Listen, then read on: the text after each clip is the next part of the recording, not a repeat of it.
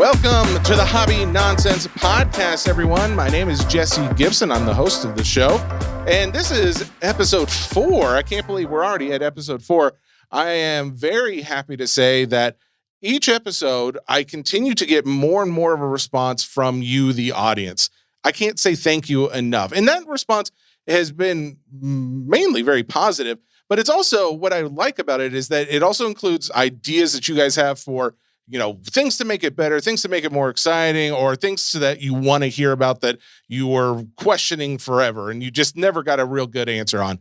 That's what this podcast is for. It's to expand the non-sport world, to open your eyes to what's going on, not just with the card market, but we will be expanding it out. You probably have also wondered, hey, he says Hobby Nonsense is about non-sport cards and collectibles, but I only hear about cards.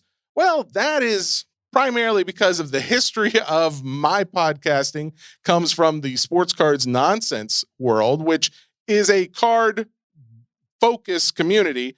And I know you guys are primarily probably looking for more card related content, but the idea, like I mentioned, is to slowly, easy move into some more collectible related content. And as we have little stories here and there, I'll definitely add them in, but even eventually hope to have full segments related to just collectibles in general. So we'll continue to branch out. But again, I thank you guys for reaching out. Again, both good and bad. If you've got feedback, let me know. But the show today is going to be very exciting. We've got Ryan Cracknell. He is maybe one of the most well-versed authors on the internet when it comes to non-sport cards. Literally, you search Ryan Cracknell and you search non-sports, you will find so many different articles, especially when it comes to what many are going to call the junk wax era. And it is true, it was the junk wax era, but that doesn't mean it's not still cool, right? It doesn't mean it's not still fun, especially when it comes to like things that I cared about, because if I cared about it, you cared about it. That's how this goes. I'm very self-centered. No, but it is like, if I cared about it, more than likely, a lot of you listeners probably did too. I was born in 86 and I am a big fan of Nintendo and Back to the Future and cartoons and video games, all in that early junk wax period. And we just so happen to be fortunate enough to have a lot of card sets made around there. Now, some of them you may have heard of, some of them you may not have. Some of them might have rarer cards. Some of them might have very valuable cards in there. We're going to talk a lot about all of those different things with Ryan when he comes on the show. Great news. I've already done the interview. It's already in the books. And I can tell you for a fact that's what we're going to talk about because I am from the future. That is coming up. Before we get to that point, though, a couple other things I wanted to talk about. A few news related, some new releases, things like that are coming out. First off, every episode has included a little bit of Pokemon somewhere in it. I've been hesitant to do it. I've been almost like pushing off from saying more about it because I feel like I keep bringing up Pokemon, and this is not a Pokemon podcast, but I'm starting to I feel like I just need to embrace it. This is part of the non-sport world, and granted, I know it's a TCG, but we're considering it in the non-sport world.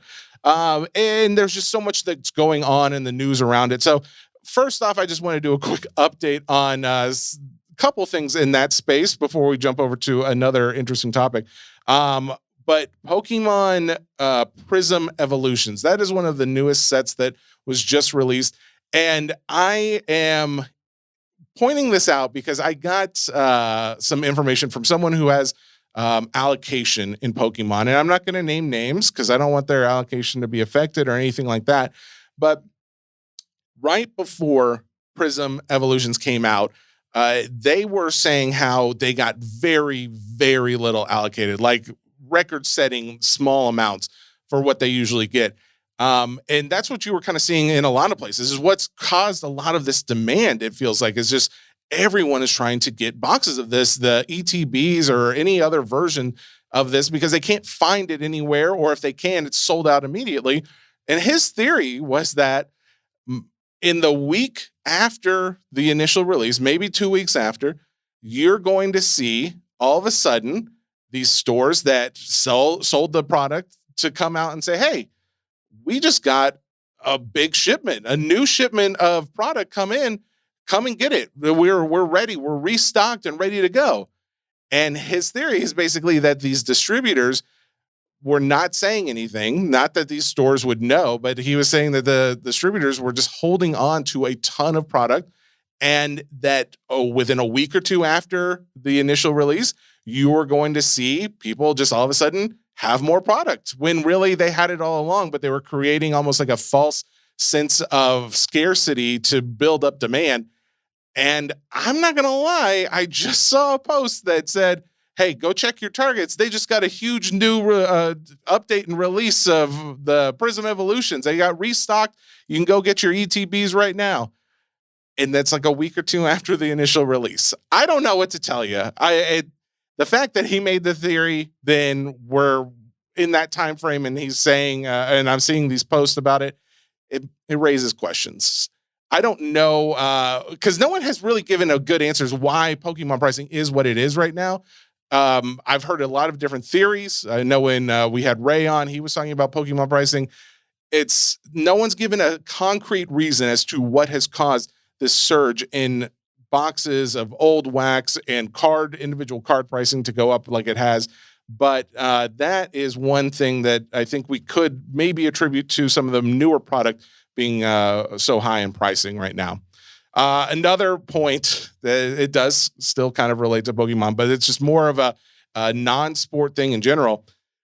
Goldin Auctions recently came out and just flat out said they use CT scanning in one of their products for an auction.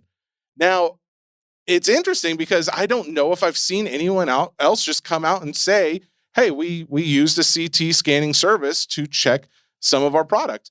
Now, I will say, giving credit where credit's due, they did it because they were specifically checking to make sure the contents were what was advertised, and they can't come back. It was I think it was like a Series 1, 1999 or 2000 Chinese language Pokemon first edition box, something like that. I'm sure I've got some of that titling wrong, but they wanted to make sure, because I think that was the same kind of box, except it was the English version that Logan Paul had opened, that turned out to be like G.I. Joe cards on the inside, even though it had like the BBCE wrapping to say it was like authenticated. It turned out to be fake. So in lieu of like selling something that was not actually what they claimed it to be, they got it scanned, and it is said to be actually what was in there. Now, they even specifically said in the article that I saw, I think it was on Collect, that this was just to confirm contents, not to verify what was in the box. So I don't know if anybody actually checked through the individual, hundreds of cards that would have been in that box.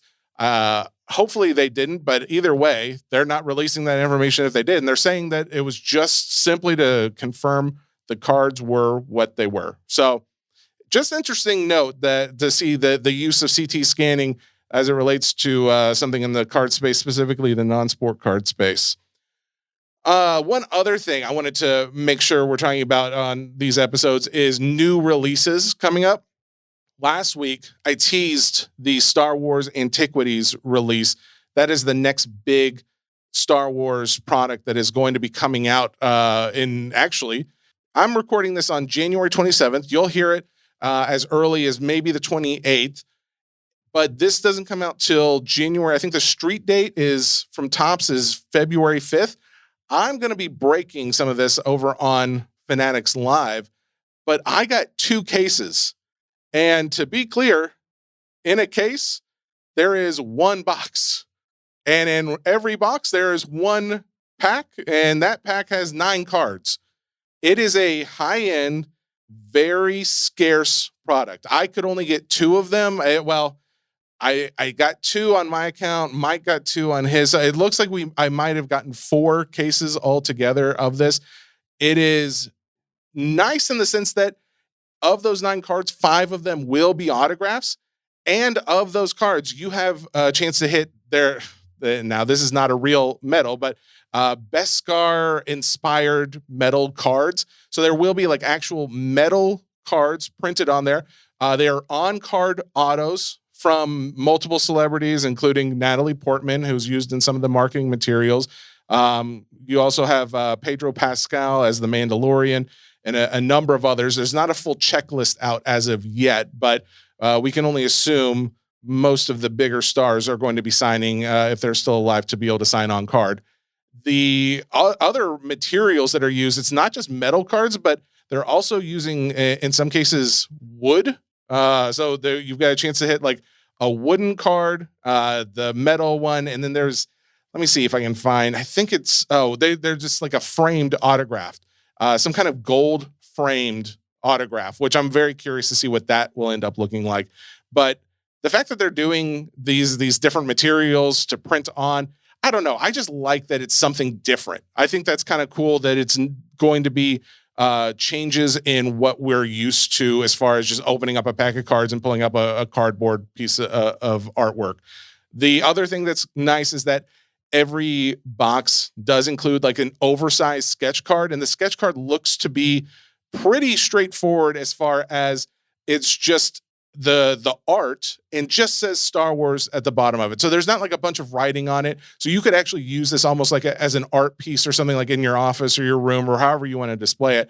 But it is something nice that you don't have to worry about like being like an advertisement for Topps or Star Wars. Then you have got a couple other nice features as well. So the autograph parallels, they're saying it's numbered out of 25, I think is the most. The base set parallels, you've got red that's numbered out of 10, gold that's numbered to 1, and then there's also a hyperspace that's numbered to 1. I'm not exactly sure what that's going to look like, but the autograph parallels, they're numbered a max of 25, so low numbered already. It's going to be good in the sense that the pricing on this, I don't know what it's going to come out at because they haven't told us, but I can tell you it's not going to be cheap. Like, it's 9 cards. You're probably looking at, I don't know. It's probably going to come out somewhere around like $1,500 for a box. If I'm like just guessing, but I'm assuming we're into the $1,000 range. So just be prepared. But again, you get 5 autographs guaranteed in there. So that is a nice feature of it. They also are going to include this cool thing, wax pack. So 1977 was when the original Star Wars movies came out, and then the cards came out. They came in, of course, the wax packages. There is going to be one on-card auto that comes in these wax packs, like a throwback to when the cards originally came back in 1977. And they are going to be, I guess, 1977 inspired set. I don't think they just took some of the cards and had some of the stars sign those. So I'm not exactly sure what that will look like either, but it's kind of cool to see the artwork on the nostalgic 1977 wax pack, to see how they do that modern day. So anyways, this is going to be a pretty cool set that's coming out. Again, this comes out on February 5th is the date that this will be releasing, as far as people who are going to be breaking it. And I'm guessing there's going to be some hobby shops that will have some of this. But again, like I said, there is very, very little of this out there. I don't know the exact number, but I can tell you that some of the people on the back end of Topps have told me that there are people who usually would expect to get, 10, 20, 50 cases of a product. They might get 2.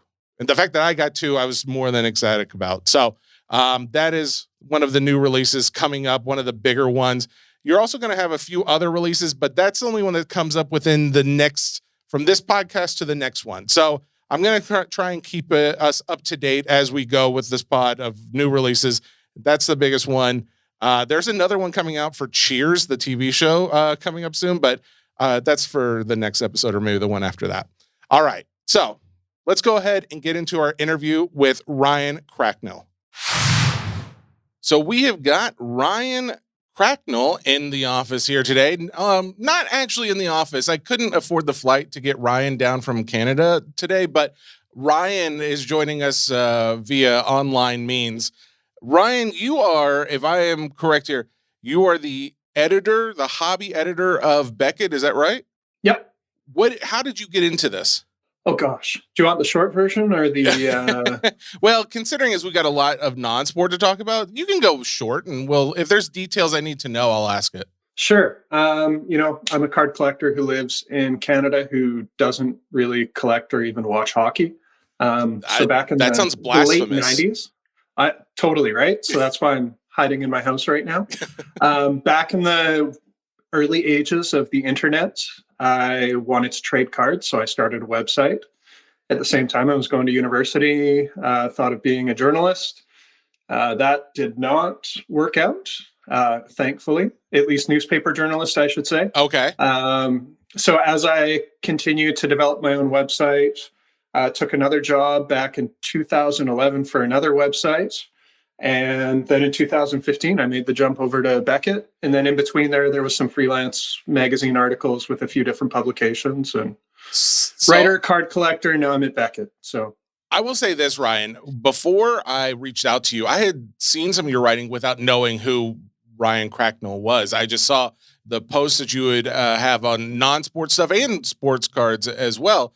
But I didn't realize until like having you come on, because actually someone who listens to the podcast reached out to me, message and say, hey, Ryan writes like some fantastic articles. You should have him on because he seems really well informed on a number of non-sport subjects. But I noticed after doing a little Google searching, your name comes up on so many different articles as far as specifically to the non-sport world. And like, not just on Beckett's website, but on multiple other websites too. Like I was pulling up a number of topics because I wanted to talk about, 80s and 90s really popular IP sets today. And when I was Googling that subject matter, Cardboard Connection came up. I didn't realize that you wrote for them, and you write every one of the articles that comes up on there is from you. Yeah, that was where I was at before Beckett. I was with Cardboard Connection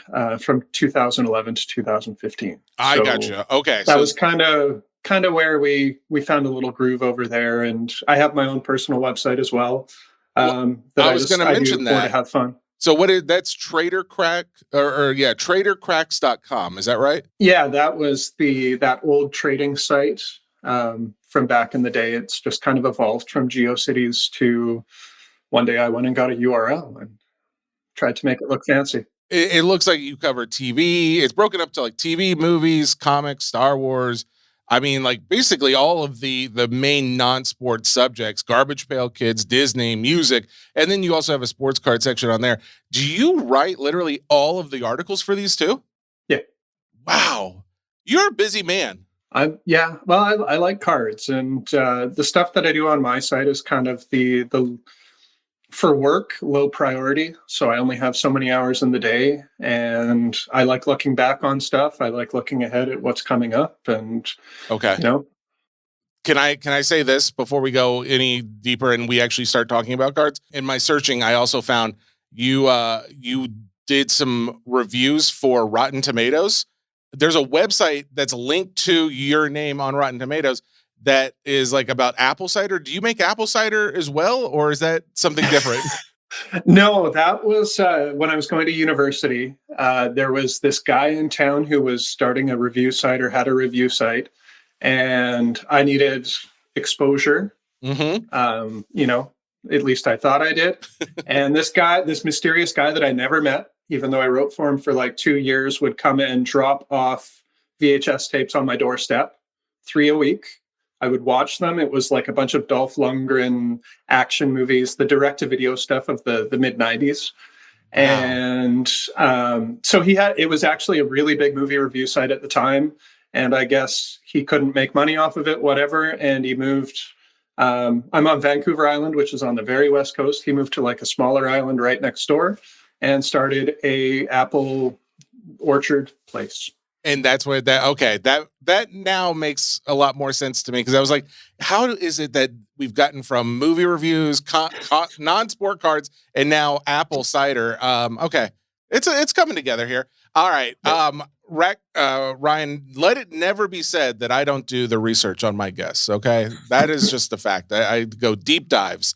But that being said, when I reached out to you specifically, I wanted to talk about things that were something more of interest, I guess, to me personally, but I know it's also an interest to a lot of our listening audience, and I think to yourself as well. But it was, I grew up, I was born in 86, and I grew up through the animated cartoon eras, like the classic era of, Ninja Turtles and there was Power Rangers, and there was like like Back to the Future had cartoons even, but then you also had the movies that were coming out and all of the TV shows that went along with that. I know that there are cards because I have some of them myself. So I wanted to talk specifically about some of the more popular pieces of IP, intellectual property, that go along with those sets. Where do you want to start? Because I just kind of like asked a few of you, and then you've come up with a few more. So where would you like to go? Honestly, anywhere. I've our collecting interests overlap big time. Good. Movies and TV shows are like kind of my bread and butter. Video games, that was a touchy subject in my house growing up, or at least at one of my with my mom, with my dad, not so much. But Should not allowed video games type of thing. yeah, well, I stayed up all night one night, and she saw me with the bloodshot eyes, and it didn't go over well. If it helps, I wasn't technically allowed to watch Power Rangers, but here I am talking about it because I might or may not have been sneaking watching that. I'm sorry, Mom and Dad. All right, but that being said, let's start then. Can we start with Back to the Future? Because you messaged me before the show, and I think anybody who knows about non-sports cards, they know about Back to the Future, the cards that came out in 1989, but it is not Back to the Future, the original movie. It's Back to the Future 2. And I think a lot of people don't necessarily realize that there doesn't seem to be a set for Back to the Future, the first movie, or at least I didn't think there was, but you have done a little digging into this. Yeah, I found out actually about 5 years ago. It wasn't that long ago. I was just compiling an article on what's out there for Back to the Future. And I came across a set of all places from Canada that came in, I believe it was General Mills cereal, which is kind of like, I don't know if you guys have General Mills in the States, but it was, one of those inserts in the box, and it was available for a limited time. And so I hopped on eBay, grabbed a set. I think it's 9 or 10. It's not very big at all. It's only like a dozen at the most cards. I forget off the top of my head, but it's sitting in a binder in my stacks of binders somewhere. So there is technically a set out there.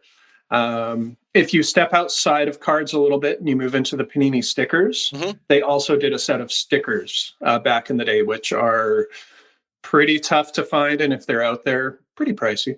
Are they really pretty pricey? That was what I was going to ask, because as I looked, most of the cards that you find for the Back to the Future 1989 top set, the most expensive that come up are like typically they'll have an auto from Michael J. Fox or Christopher Lloyd, or in some cases both, and that kind of ups the price on them. But even still, there's not a lot that are super high value. You're talking about like $600, $500 here and there.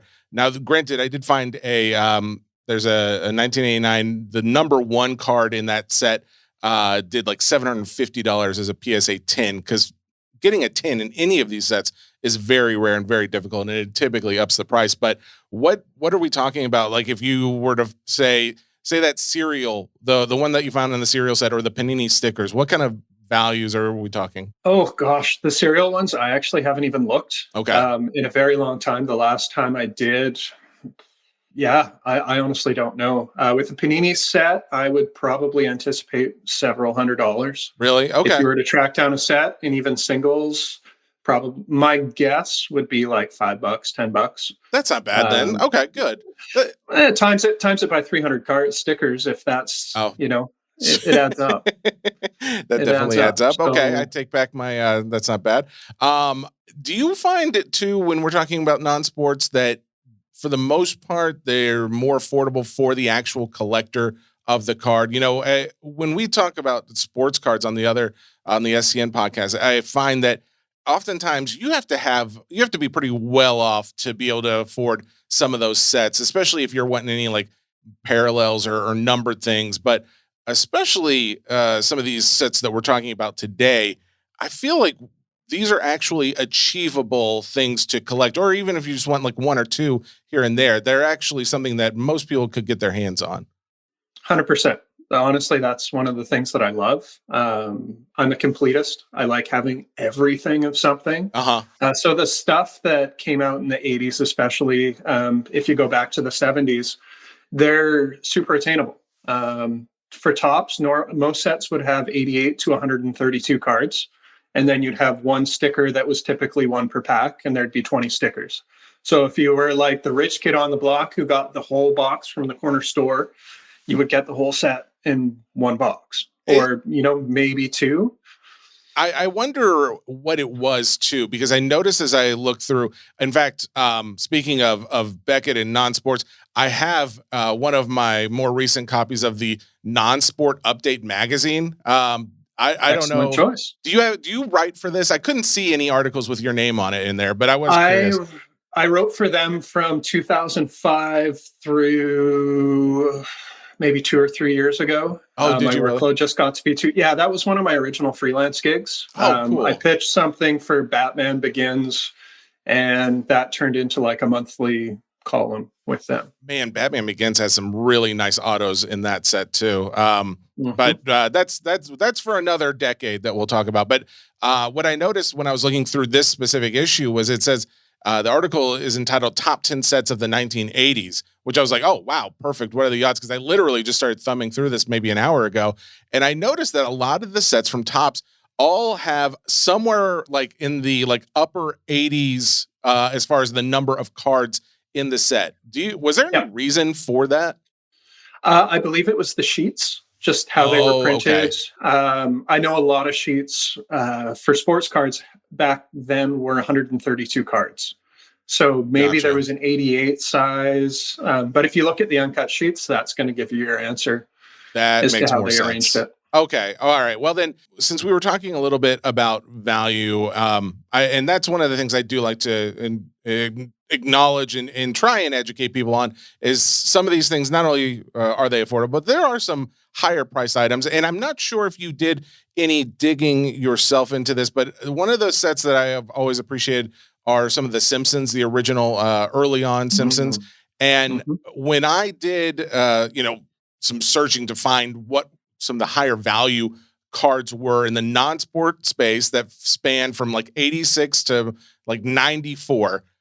The card that came up most often, actually, let me ask you, do you know what card it would be? Do you have any guess? Oh, I did, even before you mentioned it in our emails. Did you?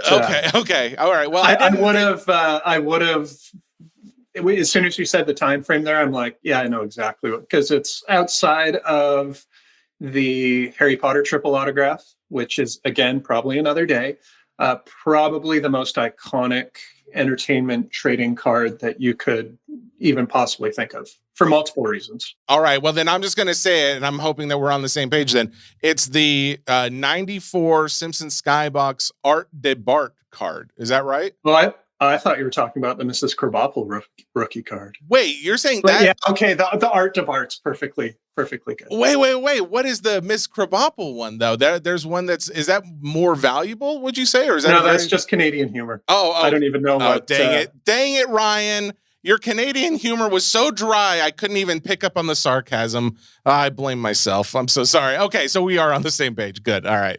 The Miss Krabappel though, I mean, R.I.P. though. I mean, she's they wrote off the character after the voice actress passed away. That was a sad day, but let's move on. What about this Art de Bart card? Why is that one so expensive, would you say? Well, it's number one, it's one of the earliest sketch cards. Okay. I haven't been able to pinpoint the exact first sketch card. That's probably in the top 5 sets. I think there was like a fantasy one of the fantasy artists, and a comic called Bone by Jeff Smith, which is amazing. I think those two came before it. But what is so special about this Art de Bart is it is an original sketch card. So each of the, 300 copies, I believe it is? 300 or 400? I think it's out of 400, yeah. Out of 400. So each of those has an original piece of art drawn by Matt Groening, who created The Simpsons. So not only is it original art of The Simpsons from like the glory days of The Simpsons, it's by the creator of, the characters, the show, everything the most important person to do with The Simpsons, period. Absolutely. And each one is signed as well. So I apologize. I said 94. It was actually 1993 Skybox where that set came out. But I was looking through these and I noticed too, I always just assumed it was Bart that was drawn on them. It's not always Bart Simpson. There's Homer Simpson. There's a few other characters I guess you could also find in those sketches. I find the fact that they're going for, I mean, some of these have sold upwards almost $20,000 in some cases for like a graded tin. I am so jealous of the people that have this, and I realized maybe a year or so ago that this is not a card that if you went out and bought these boxes, they don't go for extremely high amounts because that was a redemption card, right? yeah. Yeah. So you can't, if you're lucky enough to find one of those boxes, because I'm pretty sure that they've dried up Yeah.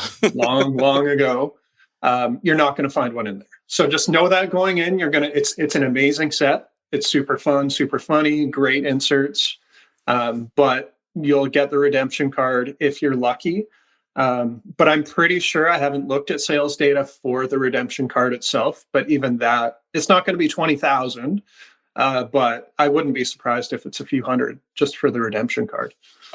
Did you know that the ear and the hair on Homer Simpson's head, when you look at the profile, it makes an M and G, and that's Matt Groening's initials? Were you aware of that? I learned something today. I used to be one of the biggest Simpsons fans as a kid, and I still quote in my everyday vocabulary. There's words and or phrases that I use constantly, and it's all from The Simpsons. So actually looking at some of those redemption cards, they do grade them. And in July of last year, a PSA 7 of the redemption card, not the actual Art to Bart card, but the redemption itself went for $6,000. If you can believe that. That's absolutely insane to me. Okay. Well, Simpsons, obviously a fan favorite. I know it's been one of mine, but what's one of yours? Like, what's one of the, I guess, pieces of IP that you're most, favorited? For me, probably my favorite set, even though it's not a really attractive one, but it's more, I'm an A-Team nerd. So really? In 1983, Topps did a A-Team set. So it's like a lot of Mr. T, a lot of car crashes. I actually today have like a little side collection of Mr. T cards. Do you really? Like wrestling sets. Okay, yeah. Very cool. So that's one of my personal favorites outside of the Star Wars sets. Have a lot of those. I see you like the Batman 1989 set. That was a big set for me too. My mom brought me a box at home. That was awesome. That was the one with Tim Robbins directed Batman, and did that have like, I'm trying to think too, to say like that set or the A-Team one, do they have like any rare pieces in there that people don't know about? Because I have found that is the case on occasion with some of these older, like quote unquote junk wax cards. Chase stuff was not a thing back then at all. Okay. What you'll see now, like if you see autographs, autographs didn't really fully take hold in entertainment pop culture stuff until the late 90s. Mm-hmm. Yeah. There are a few exceptions. Danny DeVito actually being one of them for Batman Returns. Oh, really? He does have a certified autograph. I can't remember the exact set that it came in. But it's a signed copy of his Stadium Club character card. And it's tricky because there is no reference that it is an autograph. So it could be easily duplicated. There's no certification language really? Like we see now. So it is a little bit, tricky. I was lucky enough to grab one like 20 years ago. No way. So that's a cool one. But that's part of the fun of the 80s and early 90s stuff is the stickers were the chase, and they were one per pack. There are very few sets that went beyond that. Pee-wee's Playhouse was one of them. Topps did a set in 1988, and they called it Play Packs or Fun Packs. Mm-hmm. And it had a regular base set. It had stickers, but then beyond that, it had like these activity cards, and there were these smaller little lenticular things. All of it, not a huge set altogether, but there are so many variations that building a master set was tough. And the activity cards are actually, you'll get like 10 copies of one of the activity cards in every box. The correlation is just collation. That word is really, really bad. So building a set of that is hard, but there's still quite a bit of it out there. Well, I was actually just looking up the 1988 Pee-wee's Playhouse from Topps. You said it has the lenticular cards. That's like the ones where like you kind of move it and it looks almost like it's changing position or something like that. Totally. Yeah, but it's just two images. So when you tilt it, I call them flicky cards because I didn't know what lenticular was back in the day. I like so that. In that one, you'd have like Cowboy Curtis turning into Missy Vaughn, or Pee-wee turning into the robot, or, you know, stuff like that. Okay. All right. Well, and it looks, actually, I'm trying to see some recent sales as far as Pee-wee's, Topps Pee-wee's Playhouse. There were tattoos even in there, but that one is, it doesn't look to be as far as popularity pricing goes, but it may just be that it's very rare because I'm not finding a whole lot of boxes coming up when I'm searching for it. But I would like to go back though for a second. When you're talking about the Batman Returns autograph from Danny DeVito in the 1992, that's I think it was like Topps Stadium Club or Stadium Club. I don't know how they branded it, but Batman Returns. That is actually what I'm talking about as far as like there's some of these sets where the box is like relatively cheap. I have like 2 of these Batman Returns boxes in my closet at home that I got for, I can't even remember, maybe $25 each. Very cheap. But people don't realize like there are in some cases like little treasures like that where it's got, you know, the Danny DeVito card that was just inserted in there. Looking right now, it looks like some of the more recent ones, like a PSA 9 sold a few months back for $600. There's a few others for $350, $400. But I think, like you said, there's kind of the issue of not being able to get the COA on there. But yeah, that kind of thing really intrigues me about some of this, you know, quote unquote junk wax where people are selling it for, you know, pennies or a few $10, $20, and then secretly inside they've got like a rare card like that. I'm always intrigued about sets like that. Yeah, honestly, there's not a lot. That's the exception. And to preface on that Danny DeVito autograph, it isn't actually in the packs of the Stadium Club. It's in a different set. I forget which one exactly, but I'm like 98% sure that it came out somewhere else. Really? Because it's being sold as 92 Topps Stadium Club Batman Returns, but you don't think it came there's out no of marking that. On it. There's like not a marking on the back or anything of it? No, it's the regular base card. So I will continue to talk and I will try and figure it out here. Okay. But I have seen other things like this. It says, as I look into it, it looks like it's in there because I found one where it does show the back of it. It looks like it could have been in there, but I would like to, if you find anything else, let me know because I would like to make sure the audience is well aware of whether or not this card is real or not. Because it says it's number 2 in the set. It's real. It's just where it came from. Yes. Here it is. Found it already. 1993 Topps Batman the Animated Series.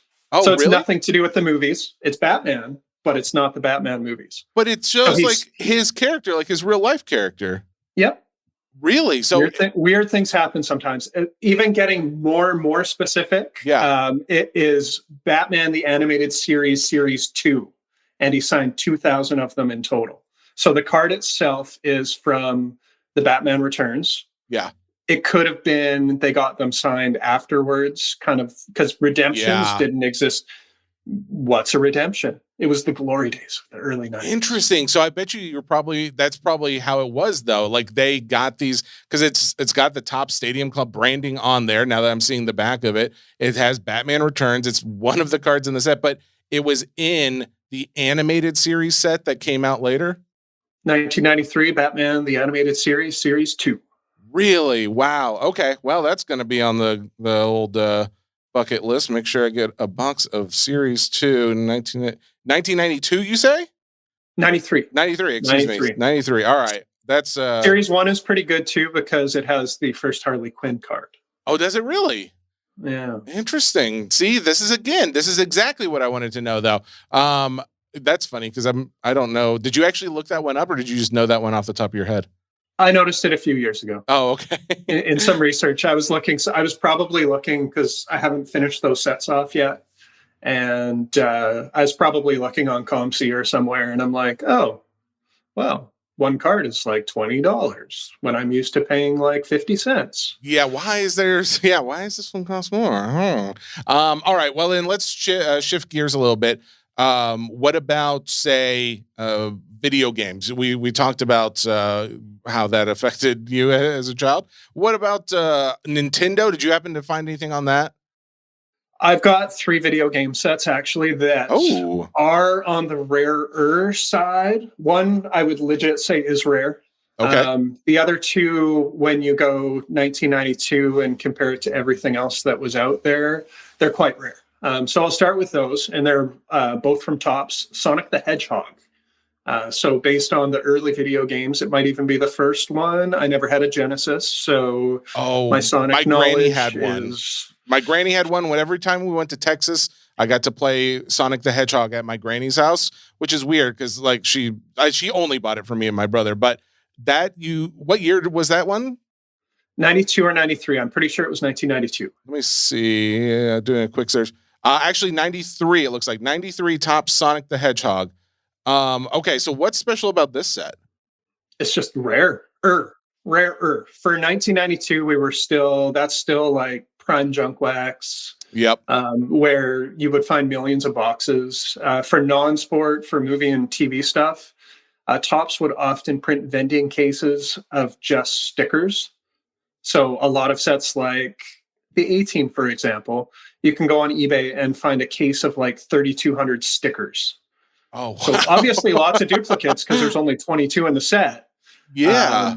But, you look at that era, Sonic the Hedgehog is rare. It's hard to find. It's like, last I checked was like $300, $400 a box. Actually, in December, one sold for $500. There was one before that, 400.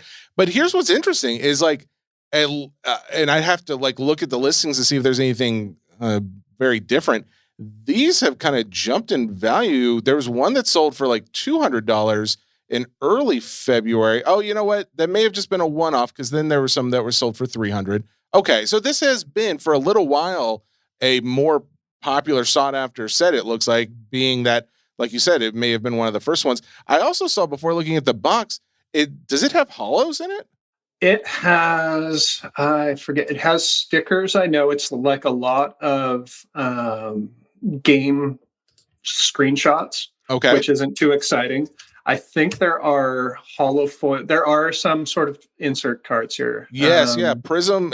They call it the Prism foil insert on these. There we go. I don't know I wonder if I can see any graded ones. Let me see real quick. So, now one of them, the number 1 of 6. Oh, it's cool. For people who can't see it, so I know this is a podcast, but it'll end up being on YouTube, so you'll end up seeing it there if you want. But Sonic the Hedgehog is kind of racing across the screen with a classic checkered pattern from the original Sega Genesis game. And as a tin, it sold in March of last year for like $650, which you got to think a tin's got to be rare. But that is a really cool card if you're a Sonic fan. And with all the movies coming out, that's got to be pretty popular. Yeah, and those ones were only 2 per box. Oh, wow. So, okay. You look at, if you're looking at 300 to 500 per box and then 2 per box. And with Sonic 2, maybe it's just personal experience, but my daughter, who just turned 20, is huge into Sonic. So we've gotten into the like Pokemon where it's multi-generational now as well. Very cool. Sonic isn't going away. No, not at all. Okay. Sonic, what was the next video game? Next one was also from Top Street Fighter 2. Oh, wow. Yeah. Basically the same principles apply, same 92 or 93 stickers, gaming cards, E-Honda galore. But, much smaller print run compared to everything else that's out there. So it is pretty tough to find. All right. 93 Top Street Fighter 2. Looks like some of the more valuable ones you're looking at, like card number 3, Ryu, as a PSA 10 sold May of, it was a couple years ago, $305. It doesn't look like they sell all that often, but yeah, you can get up into the $200-$300 range when you're talking about some of the higher graded ones. Is this one of the ones that you remember as a kid? No, I didn't even know it existed until like the 2000s. I've never owned any. I don't think I have any of them. Oh, okay.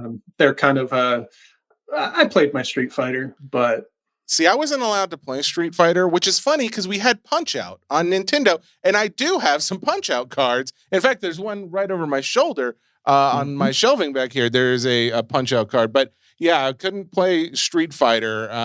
However, I am still a fan of some of the art on some of these cards, and they have foil inserts as well. Very cool. Okay. All right. And then what was the third video game? Third one actually ties into that Punch-Out card that's on over your shoulder there. Topps did just one set of the Nintendo game packs. Okay. In Canada, we had Series 2. You got a Series 2? We got, I didn't collect them back in the day. But yes, it is out there. They're extremely those are legit scarce because Canada is a much smaller population. And we don't have as many people collecting cards up here as the United States. So makes sense. The print run, I imagine, was probably quite small, especially if Topps isn't going to bother, because all that O-Pee-Chee typically did was get Topps to send them all the designs, everything else. They would add the French on the back and put out their own set. So that is, for me, if I come across it, I'm hoping one day I'm just going to walk into like an antique store or somewhere and just see a box sitting there glowing as if it were whatever's in the briefcase from Pulp Fiction. Yeah, meant to be, the perfect item just for you. I'm trying to find anything. Oh, you know what? Okay. I was just spelling O-Pee-Chee wrong. 1989, which is the same year that the Topps set came out. This one also came out, and it is a 1989 O-Pee-Chee Nintendo Series 2. Looking at some of these sold pricing, a box last sold, I shouldn't say the last box sold, but the highest one sold for $1,000. But that literally may be the only box I can even find a sale of that was from 2021. I cannot see another box that has sold in the last 5 years. Wow. Oh, that is really rare. And the Series 1 is the Topps one. That's the one I think that most people are probably more familiar with, that has some of the scratch off games on there, and it's got not just Punch-Out, but I think it's Super Mario 2. What other ones were in that one? Punch-Out's the one that I remember the most. Okay. For sure. But yeah, there was Mario.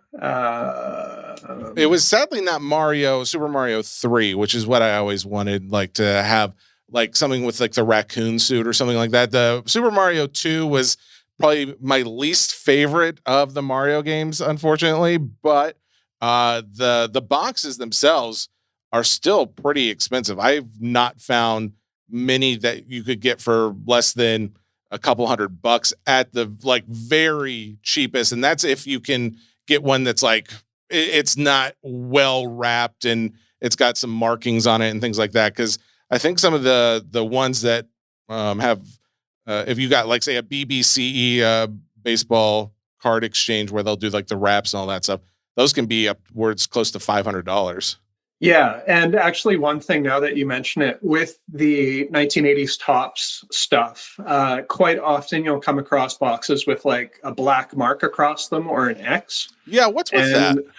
That is the leftovers, because cards back then would be sent to corner stores and convenience stores and grocery stores who were allowed to return things, unlike today with the modern hobby shops. They buy their product and it's theirs.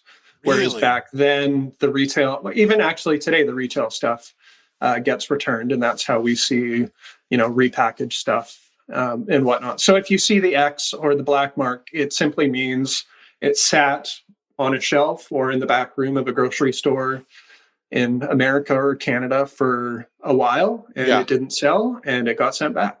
Interesting. Okay. Well, you know what? Actually, it does make me feel better knowing like what that X means, because I feel like most of the older boxes that I've got have an X or some kind of marking like that, and I just assumed there was something more nefarious involved with that. So, hey, if it just got returned, I can deal with that.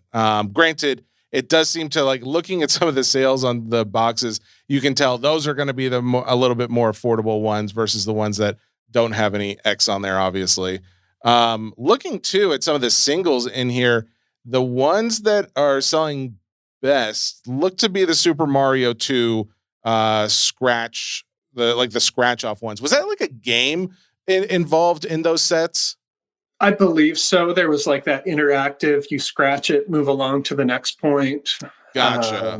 that Okay. sort of thing. I would probably be more likely to, get my 8-year-old degenerate side and be like, oh, it's a scratch and win. Did I win $10,000? That's exactly how I always felt about them. But I mean, some of those go for, as a 10, they'll go up upwards of $1,000 even. That's pretty crazy, actually. The one that I really, or there's a couple that I really like, but I forgot there's also a Zelda. There's a Legend of Zelda. The ones that were like all yellow. So like for example, the one that's over my shoulder, if you're watching a clip of this or if you're watching on YouTube and not just listening, it's an all yellow background and it's got a character. So in some of them it's Zelda, some of them it's got Lil Mac from Punch Out, in other ones it's Mario. But those are some of my favorite. They pop really well. They just like jump right off the card. Those go for $500 or more in higher grades. But as far as collectability, that is the ones that I'm always looking for. Hmm. And if you're looking for Mario, you can actually go back to Donkey Kong from 1983. Before he was Super Mario, Topps put out, it's like a 36 sticker set, and Yes. it looks really cool because it's like the arcade like graphic art, and Yeah. that's a fun set. I And actually with think I only have one. 36, it's reasonable. Prices have definitely gone up. Boxes are in the hundreds now. But those, from what I can tell, are the earliest mainstream Mario cards. There Okay. might be earlier ones from overseas or somewhere else, but there are Mario cards from before Super Mario Brothers came out. All right. We talked about a little video game. Was there anything else that we haven't covered that you looked into that you want to make sure that we are including in this conversation? Um, for me personally, with this side, maybe I'm just a purist. I'm getting older and grayer, but it's a lot of fun. Yeah. That's what I find with the pop culture stuff is sports cards are great. I have boxes and boxes of those too, filling my basement, and but it's the same players every year, and it kind of cycles through. Whereas outside of Marvel and Star Wars, it's pretty much all, I can go buy my A team set and Sure. have it done and it's complete. The Goonies, the same thing. There was one Oh, mainstream set, that was what I was going to ask and you. I forgot about Goonies was another one of the bigger ones that came out. That was actually, it made the list of that non-sport Beckett magazine article from the 1980s. One of the top 10 sets was the Goonies from Topps in 1985. Was that mhm, one that was collectible for you too? totally. Although I got that one much later. I think, like a lot of people, got into the Goonies a little bit later in life. Mm-hmm. For me, I lived in a rural area and didn't have a VCR, so it took me a few years to see it. But I now have the cards. I've now made the journey to the Goonies house. I've done the truffle shuffle at the Goonies. What? What? That's insane. Where was this filmed? Was it filmed in Canada? Astoria, Oregon. So Really? there's the house is still there. 10 years ago, took my family, and it was like the 30th anniversary. And so that literally is their entire industry in Astoria. Pretty much is Goonies, but they also made Kindergarten Cop and Short Circuit there. So No way. Did they what was going on in his story that they felt the need to make all these awesome classic films in? That's pretty cool. I did not realize that the Goonies actually, as I'm saying this, the Goonies boxes, they go for they go for like $500 to $600, and they go sell pretty regularly at that price. It's a huge movie now. Like it's grown in like popularity over the decades, really. Like I remember when it came out, it was supposed to be big, and it kind of was, but not really. But on VHS and DVD, it really took off. Yeah, I think in this set, I'm trying to see like what one of the more popular cards in here would be.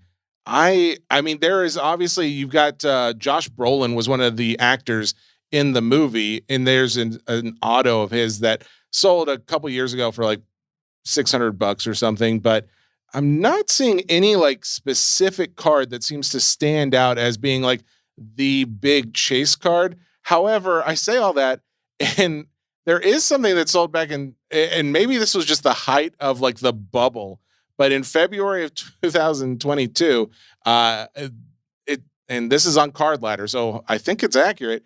It shows a 1-of-1 octopus from the 1985 Topps Goonies movie that is sold for $900. Oh, okay. I'm guessing what that was. Does it say American Pie in the title?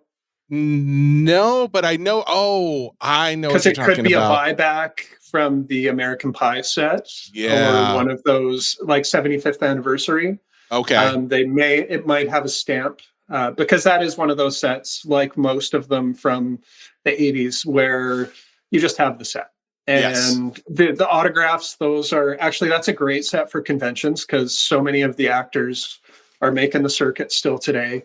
Sometimes even through the mail can be successful for this end. I may or may not have a Robin Williams that I received in the mail the day after he won his Oscar.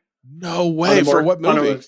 Mork and Mindy, the TV show. Oh yeah, I have one single Mork and Mindy. Robin Williams is featured on that card, but I've never seen a box of it or a pack of it for that matter. I don't know where I got the card even. Someone may have given it to me, but it is one of my more personal favorite cards. That's so cool that you got an auto right after you got you said the Oscar for Best Actor? Yeah, it literally, I must have mailed it out months before that. And it just showed up in the mail one day. It was the day after he'd won his Oscar. And there's like this little note. Is it real? I honestly don't know. I'm scared to get it authenticated because I'll be crushed if it's not authenticated. Because a lot of times you would send mail to celebrities and they would have someone sign on their behalf, or there would be like an auto pen or something. So to me, it's real. I'm never going to sell it. It's going, I'll let my kids deal with it one day. Yeah. If you're not selling it, don't ask the question. Just assume it's real. And, I was going to say you could compare it to the auto that's on, in Transcendent this year, the Topps Transcendent baseball product. In one of the cards, it has one of these 4 panels autographs where they're cut autos from 4 different comedians that have passed away. It's like him, Richard Pryor, Garland, and Norm Macdonald are all cut autos on there. But someone reached out and they said they can't say 100%, but they think the Robin Williams auto on there may be an auto pin. But I don't know. I don't know how they would even know that, but that's what they had said. So I don't know if you can compare it to that one. So I don't want to. Don't even think about it. Yeah, I'm sorry I mentioned it. Okay. Well, hey, Ryan, I got to tell you, thank you. This is I'm sure we scratched the surface of all the knowledge you have in the non-sport card world. But as far as these series go, these collections go, I couldn't thank you enough because I am not as well versed. I just know of them. I just don't know much more other than I like it. So thank you for being able to share some of your information on him.